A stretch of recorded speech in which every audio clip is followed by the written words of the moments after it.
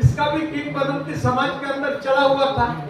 कहने का मतलब है ये चीज दिन व दिन ये बढ़ते जा रहा है और इसके बारे में जो तथ्यात्मक जानकारी हम लोगों में नहीं है।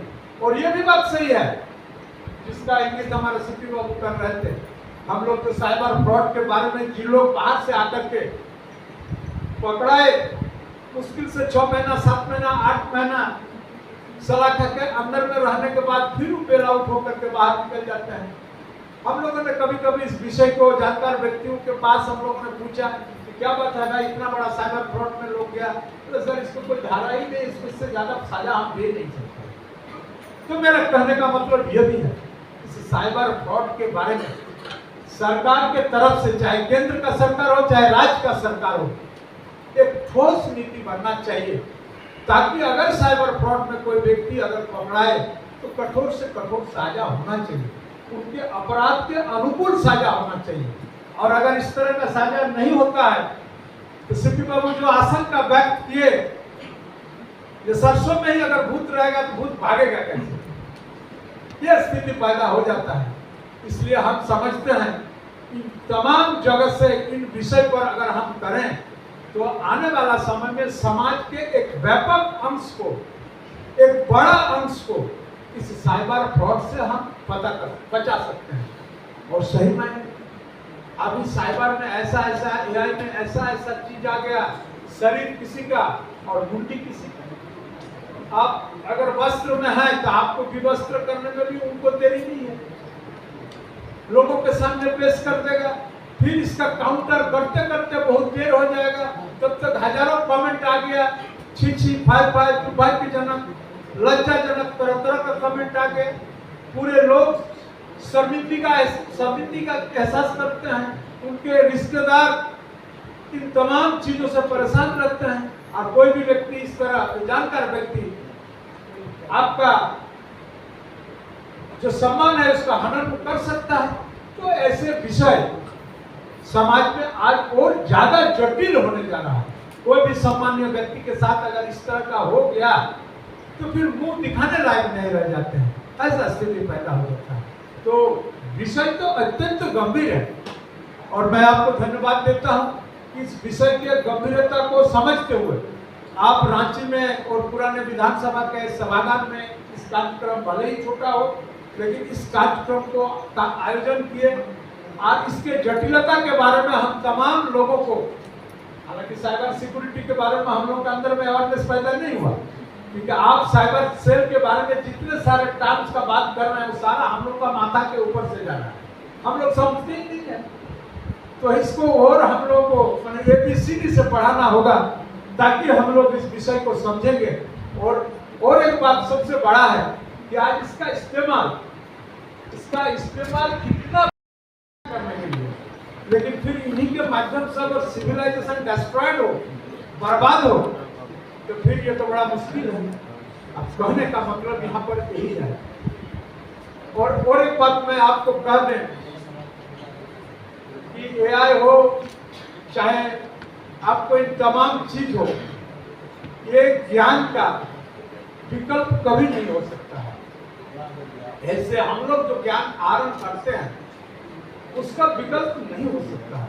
भले ही इसमें एडवांस टाइप के कलेक्शन होता है, कुछ चीजों को आपको उसके इंफॉर्मेशन को आप तक पहुंचाता है, लेकिन ये विकल्प नहीं। मैंने आपको बताना चाहता हूँ कि आज मेडिकल में भी AI का इस्तेमाल हो रहा है। एक साधारण फिजिशियन जब किसी भी बीमारी और किसी भी सिम्टम को दाब करके उसका रेमेडी का पता करेंगे तो जितना उस डाटा में होगा उतना ही करेंगे, लेकिन फिर अगर आप उससे भी बेहतर डॉक्टर के पास जाएंगे तो देखिएगा उससे भी आगे वो कई दवा को आपके प्रेस्क्रिप्शन में लिखने का काम करेंगे। इसलिए मैं आपको कह रहा हूँ ये इसका विकल्प नहीं हो सकता है, लेकिन इंफॉर्मेशन कलेक्शन करने के लिए आज के दुनिया में यह बहुत ही महत्वपूर्ण चीज है।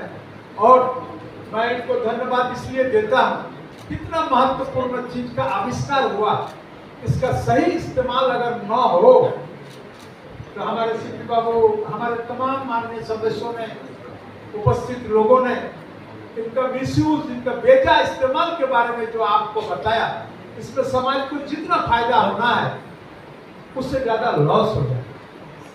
आपने साइबर फ्रॉड के बारे में देखा होगा, जिस व्यक्ति ने जिंदगी भर अपना मेहनत करके थोड़ा पैसा संचय किया कि मेरा बेटा बेटी के एजुकेशन में इसको लगाएंगे, या बेटा बेटी के शादी पर इसको व्यवस्था लगाएंगे, या अंतिम समय में एक अच्छा मकान बनाएंगे लोगों के लिए, लेकिन एक दिन आपको सुनने मिलेगा कि साइबर फ्रॉड में उनका पैसा मोबाइल से उड़ा।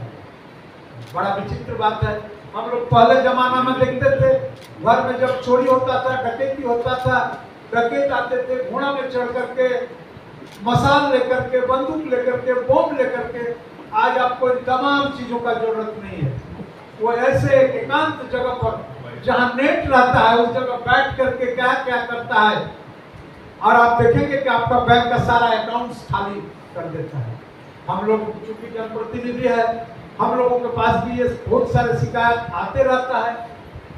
जब उनका बैंक अकाउंट खाली हो जाता है, रोते बिलखते बेचारा आते हैं, दर दर भटकते हैं, पुलिस महकमा में भी जाते हैं, साइबर थाना में भी जाते हैं, लेकिन उनका सारा जीवन का जो प्लान है सारा चौपट हो जाता है।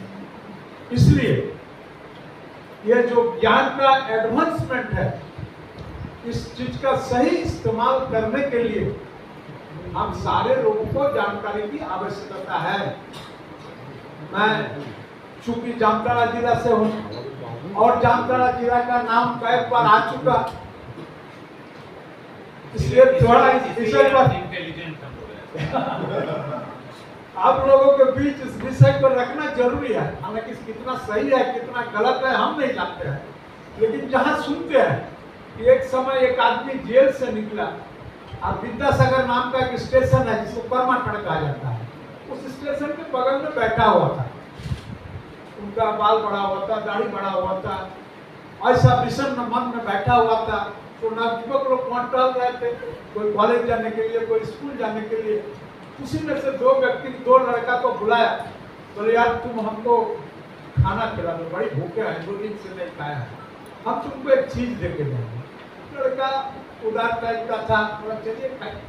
तो वहाँ का स्टेशन में जो भी मिलता था, मुढ़ी घुगनी चौप सिंगाड़ा खाया, और बोला तुम एक काम करो, 2 ट्रांजिस्टर ला और एक मच्छरदानी और हमारे साथ चलो।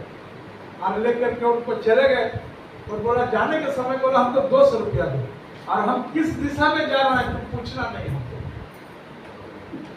और फिर उसका बीज वहां रोक के चला गया, और वो बीज जब रोपा तो 2 से 4, 4 से 6, 6 से 12 इस तरह का इस चीज का स्प्रेड हुआ। हम लोगों ने बहुत प्रयास किया इसको रोकने के लिए, यहाँ तक कि साइबर थाना हुआ, साइबर के डीएसपी भी वहां बैठते हैं, लेकिन अभी हालांकि कुछ दिन से उस पर नियंत्रण आया है। लेकिन तब तक ये विषय शायद आप ही बोल रहे थे कि इसका जो पॉइंट होता है कोई जरूरी नहीं है कि जामताड़ा से ही करना है, कोई विदेश के किसी कोना में बैठ करके आप हमारे देश में भारतवर्ष के अंदर में साइबर फ्रॉड भी कर सकते हैं। यहाँ का भी इंफॉर्मेशन, यहाँ का भी सेक्रेसी, यहाँ का भी डाटा को आप लूज कर सकते हैं। ये एक ऐसा इंस्ट्रूमेंट है। कुछ दिन पहले आप सुने होंगे चुनाव के समय, बहुत ही चिंता का विषय है इन दिनों जिस तरह से साइबर क्राइम बढ़ रहा है, और शायद ही कोई ऐसा घर है जहाँ के लोग इससे त्रस्त ना हो। कोई किसी के बैंक अकाउंट से पैसे उड़ा लिए जा रहे हैं, किसी को अलग तरह की धमकियाँ मिल रही है। अभी हाल के दिनों में देखने को मिला कि किसी गुंडे का नाम लेकर उनसे रंगदारी भी मांगी गई है। ऐसे केसेस चूँकि जनप्रतिनिधियों के पास आते हैं लोग, सबसे पहले हम ही लोगों के पास आते हैं, उसके बाद पुलिस के पास जाते हैं, तो कई बार ब्लैकमेल किया जाता है। वीडियो कॉल आते हैं, आप अगर अनजाने में उठा लें तो फिर कहीं उधर से कुछ फ़ोटो लेकर क्लिक करके उनको भी फंसाने की कोशिश होता है। चुनाव के समय में जो प्रत्याशी होते हैं उनके खिलाफ फर्जी वीडियो बना बना के साइबर जैसे उनको बदनाम करने की कोशिश होती है और इसका लाभ कई बार विरोधी पॉलिटिकल पार्टी के लोग भी उठाते हैं। तो इसके लेकर मुझे लगता है कि अभी केंद्र सरकार को एक ऐसा कानून बनाना चाहिए कि जो लोग इस तरह का फर्जीवाड़ा करते हैं उन पर कड़ी कार्रवाई होनी चाहिए। क्योंकि क्या होता है कि जो धाराएं हैं वो ऐसे हैं मामूली और उनको जो बहुत जल्दी छोड़ भी दिया जाता है। अभी जैसे हमारे माननीय विधानसभा अध्यक्ष जी ने कहा कि जामताड़ा वगैरह में देखने को मिला है कि अरेस्ट हो जाते हैं, उसके बाद फिर वापस आके फिर वही काम करते हैं। तो इसकी वजह यह है कि 2-4 दिनों में वो छूट भी जाते हैं। तो धाराओं को इस तरह का से लगाना होगा कि उन पर कड़ी से कड़ी कार्रवाई हो और एक बार मतलब जो पकड़ में आ जाए दोबारा इसकी हिम्मत ना करे या फिर नए लोग भी इससे जुड़ने का ये करें। और जो इलाके बदनाम हैं जैसे जामताड़ा या जो भी इलाके बदनाम है इस तरह के क्राइम को लेकर और जहाँ के युवा ज़्यादा संख्या में पकड़े जा रहे हैं उनको ऐसा कोई रोजगार से जोड़ने की पहल भी करनी चाहिए ताकि वो इस तरह का गलत रास्ता अख्तियार ना करें। हालांकि ये पैसे का जो लालच है वो बढ़ता ही जाता है। मेहनत से कमाई जो होती है इतनी अधिक नहीं होती है तो लोगों को लगता है सहज रास्ता है डरा धमका के क्राइम करके करने का। तो मुझे लगता है कि स्कूल वगैरह में भी इसके खिलाफ मुहिम चलानी चाहिए। बच्चों को इस तरह का पढ़ाना चाहिए कि भाई आप इस तरह के क्राइम से न जुड़ें, आपका भविष्य खराब हो सकता है। मैं कल आज जमशेदपुर में आज भारतीय